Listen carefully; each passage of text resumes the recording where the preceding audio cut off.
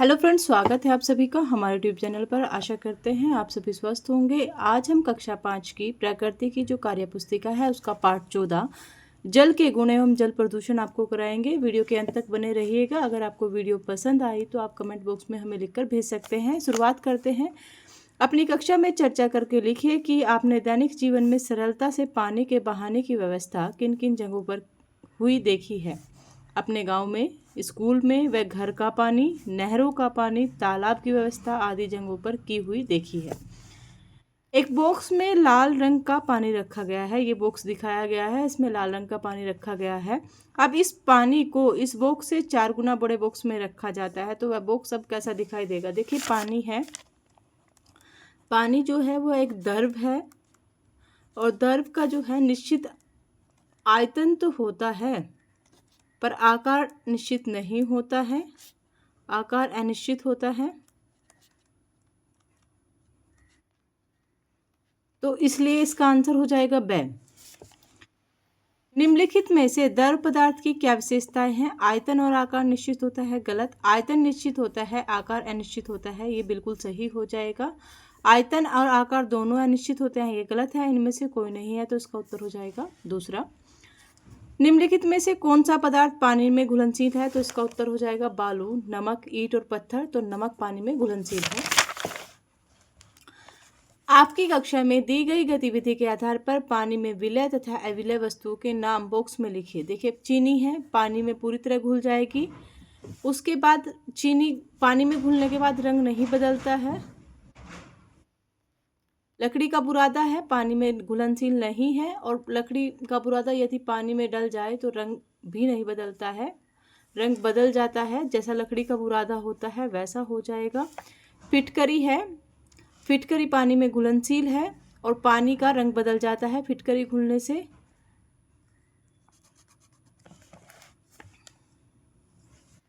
मोम है, मोम पानी में घुलनशील नहीं है। लोहे की छलन है, पानी में घुलनशील नहीं है। नमक पानी में घुल जाएगा और रंग नहीं बदलता है।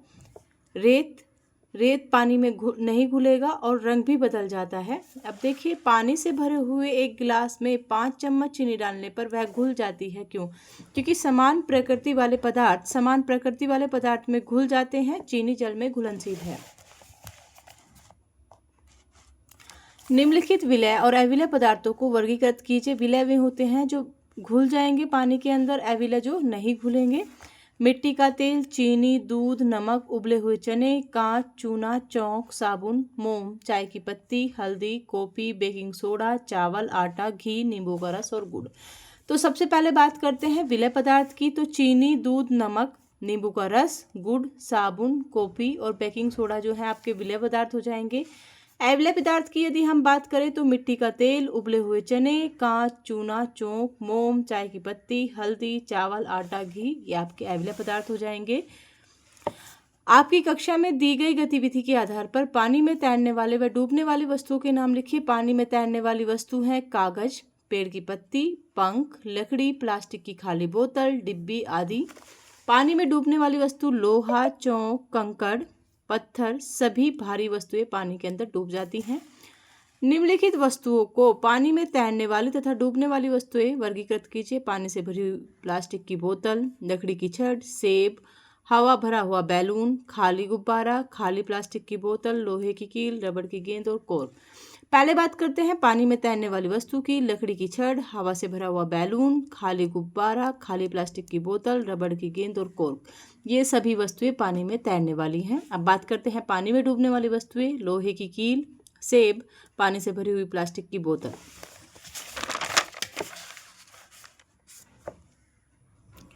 यदि हवा से भरे हुए गुब्बारे को पानी में डूबना हो तो क्या किया जा सकता है। अपनी नोटबुक में लिखिए। हवा से भरे गुब्बारे को पानी में डुबाने के लिए उस पर नीचे की तरफ बल लगाना पड़ेगा, लेकिन बल हटाते ही गुब्बारा तैरने लगेगा। नीचे दिए गए चित्र 1 और 2 में कोरमल के गांव को चित्र 1 में पहले और चित्र 2 में बाद में दर्शाया गया है। तो देखकर बताइए कि उसके गांव की परिस्थिति कैसे हुई होगी। चित्र 1 में कोमल के गांव का विकास कम हुआ है, तब नदियां और तालाब का पानी स्वच्छ था। चित्र 2 में कोमल के गांव का विकास हो जाने से नदी और का और तालाब का पानी दूषित हो गया है। यहाँ पर कारखाने लग गए हैं, कारखाने से जल प्रदूषण बहुत ज़्यादा फैलता है। ध्वनि जल प्रदूषण होता है, वायु प्रदूषण होता है, क्योंकि कारखानों का गंदा कचरा नदी और तालाब में जाता है। इसलिए यहाँ पर दूसरे चित्र में जो कोमल का गांव का नदी और तालाब का पानी है वो क्या है, दूषित हो गया है।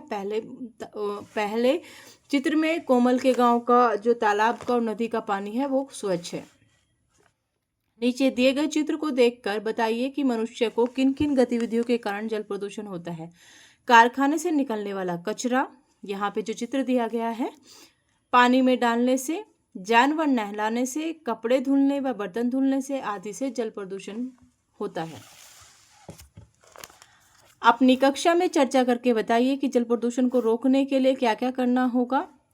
पहले बात करते हैं, जो कीटनाशकों का उपयोग हम करते हैं वो हमें कम करना चाहिए। मानवीय क्रियाकलापों जैसे नदी तालाब आदि में कपड़े धोना, पशुओं को नहलाना, स्वयं के जो कार्यकलाप हैं उसमें कुछ उपयुक्त प्रदूषक हम यूज़ करते हैं वो हमें कम से कम प्रयोग करने चाहिए।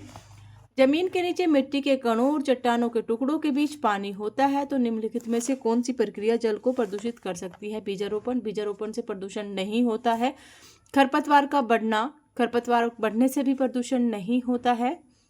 भूजल निकलने के लिए पंप बनाना, यह भी नहीं है। तो कारखानों के कचरे का अपशिष्ट जो है जल प्रदूषण का कारण होगा, तो इसका उत्तर हो जाएगा बी।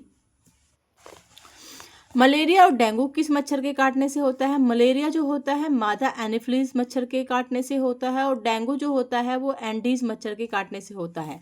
किन जगह पर लोगों में मलेरिया होने का डर अधिक होता है। जहां गंदगी अधिक होती है वहां रहने वाले लोगों का, बिल्कुल सही, पहले का उत्तर सही हो जाएगा। दूसरा है कारखानों के आसपास रहने वाले लोगों का, यह भी सही हो जाएगा। जल जमाव के पास रहने वाले लोगों का, तो उपरोक्त सभी इसका उत्तर हो जाएगा। टाइफाइड किससे फैलता है, तो दूषित जल व भोजन से। दूषित जल और दूषित भोजन से टाइफाइड फैलता है। नीचे दिए गए लक्षणों में से कौन से टाइफाइड के लक्षण हैं। ठंड लगती है, नहीं। पैर में दर्द होता है, टाइफाइड का लक्षण है। बुखार आता है, तो इसका उत्तर हो जाएगा 2 और 3।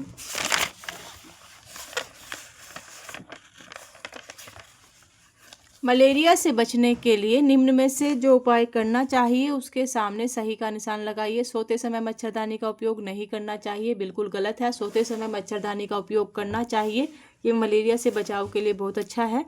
मच्छरों को रोकने के लिए खिड़की दरवाजों पर जाली लगानी चाहिए, यह बात बिल्कुल सही है। घर के अंदर कचरा इकट्ठा करके रखना चाहिए, यह बात गलत है। मच्छर मारने की दवा का छिड़काव नहीं करना चाहिए, यह भी बात गलत है। बाहर जाते समय मच्छरों को दूर रखने वाली क्रीम लगानी चाहिए, यह बात सही है। जैसे ओडोमास आती है। घर के आसपास पानी को जमा करके रखना चाहिए, यह बात गलत है। तो इसका उत्तर हो जाएगा जो सही है, दूसरा और 5वां सही हो जाएगा। डेंगू किससे फैलता है, एंडीज मच्छर के काटने से। नीचे के बॉक्स में 2 चित्र दिखाए गए हैं, उसे देखकर बताइए कि डेंगू फैलाने वाले मच्छर कहाँ कहाँ उत्पन्न होते हैं और उन्हें रोकने के लिए क्या क्या उपाय करना चाहिए। देखिए यहाँ पे 2 चित्र दिए गए हैं, तो यहाँ पे कूड़ा है, ये डस्टबिन है, ये टायर में पानी भरा हुआ है, ये कोई ड्रम रखा हुआ है, सीलन वाली दीवारें हैं। गंदी जगहों पर गमले में भरे हुए पानी में, टायरों में, डब्बों में, नमी युक्त दीवारों पर डेंगू मच्छर होते हैं। अब देखिए यहाँ पे ये टायर का पानी निकाल दिया, ये गमले का पानी निकाल दिया, कूड़ा हटा दिया, डस्टबिन को बंद कर दिया। तो अपने आसपास सफाई रखें, पानी कहीं जमा ना होने दे, टायरों में भरे पानी को निकाल दे। ऐसा करने से मच्छर कम पैदा होते हैं। चिकनगुनिया के बारे में अपनी नोटबुक में लिखें। चिकनगुनिया के बारे में आपको अपनी नोटबुक में लिखना है। यह किसके द्वारा होता है, विषाणु वायरस के द्वारा होता है। यह किससे फैलता है, एंडीज मच्छर के काटने पर। इसके लक्षण लिखिए। जोड़ों के दर्द के साथ तेज बुखार इसके लक्षण है। इसकी रोकथाम के लिए क्या क्या करना चाहिए अपनी नोटबुक में लिखें। तो चिकनगुनिया की रोकथाम के लिए हमें क्या है, मच्छर से बचाने वाले ही उपाय करने पड़ेंगे, यानी कि मच्छरदानी का प्रयोग करना चाहिए, दरवाज़ों पे जाली लगानी चाहिए, घर में पानी, गंदा पानी को कहीं भी इकट्ठा ना होने दे। कालरा हैजा कैसे होता है, दूषित जल से हैजा होता है। कालरा बीमारी के सही लक्षण पर निशान लगाइए। पतली दस्त होती है, बिल्कुल सही है। उल्टी और पतली दस्त होती है, यह बात भी सही है। अधिक घबराहट होती है, यह बात भी सही है। बार बार बेहोश होना, तो इसका उत्तर हो जाएगा पतली दस्त होना, उल्टी और पतली दस्त होना, अधिक घबराहट होना, बार बार बेहोश होना। कालरा हैजा से बचने के उपायों को अपने नोटबुक में लिखिए। स्वच्छ जल का प्रयोग करना चाहिए। खाने पीने से पहले हाथों की सफाई जरूरी होती है। महेश और सुरेश चले जा रहे थे, अचानक सुरेश ने कहा कि उसके इस क्षेत्र में बीमारी हमेशा होती है। उसने यह बात किस आधार पर कही होगी? गंदगी के आधार पर। मुकेश को यात्रा के समय भूख लगती है, उसे नाश्ता करने की इच्छा होती है। आगे जाकर उसे अपना मनपसंद नाश्ता मिल रहा था, लेकिन मुकेश ने उस जगह पर नाश्ता करना उचित नहीं समझा। मुकेश को भूख लगने के बावजूद भी उस जगह पर नाश्ता करना अच्छा क्यों नहीं लगा होगा? वहां साफ सफाई व स्वच्छ जल नहीं रहा होगा। पीलिया के क्या क्या लक्षण होते हैं? पीले रंग का पेशाब का पीला रंग होना, सिर में दर्द होना और भूख कम लगना। ये पीलिया के 3 लक्षण होते हैं: पेशाब का रंग पीला होना, सिर में दर्द होना और भूख कम लगना। पानी की अम्लीय अशुद्धियों को दूर करने के लिए निम्न में से किस विधि का उपयोग करेंगे? छानकर, गर्म करके, क्लोरीन पाउडर डालकर, ब्लीचिंग पाउडर डालकर। जब देखिए पानी के अंदर यदि कुछ अशुद्धियां हैं, उन्हें हम छानकर जो है हटा सकते हैं। जैसे चाय से चाय पत्ती अलग कर लेते हैं छानकर, तो पानी के अम्लीय अशुद्धियों को दूर करने के लिए छानना होगा। पानी के शुद्धिकरण के लिए निम्नलिखित में से क्या करना चाहिए? पानी में नमक मिलाकर ढक कर रखना चाहिए, यह बात गलत है। पानी को छानकर उबाल कर रखना चाहिए, यह बात बिल्कुल सही है। अगर पानी का शुद्धिकरण करना है तो पहले पानी को छान लीजिए, फिर उसे उबाल कर रखें। पानी में नमक मिलाकर धूप में रखें, यह बात गलत है। पानी को साफ बोतल में भरकर फ्रिज में रखना चाहिए। तो इसका उत्तर हो जाएगा ब, पानी को छानकर और उबाल कर रखना चाहिए। आपके मित्र के घर में पीने के पानी को शुद्ध करने के लिए किस विधि का उपयोग किया जाता है? पानी को उबालकर छानकर रखा जाता है, उसके बाद ठंडा होने पर उसका प्रयोग किया जाता है। नदियों का पानी हमारे घर तक पहुंचने से पहले किस प्रकार शुद्ध किया जाता है? पानी में ब्लीचिंग पाउडर डालकर शुद्ध किया जाता है। आशा करते हैं ये वीडियो आपके लिए हेल्पफुल रहेगा।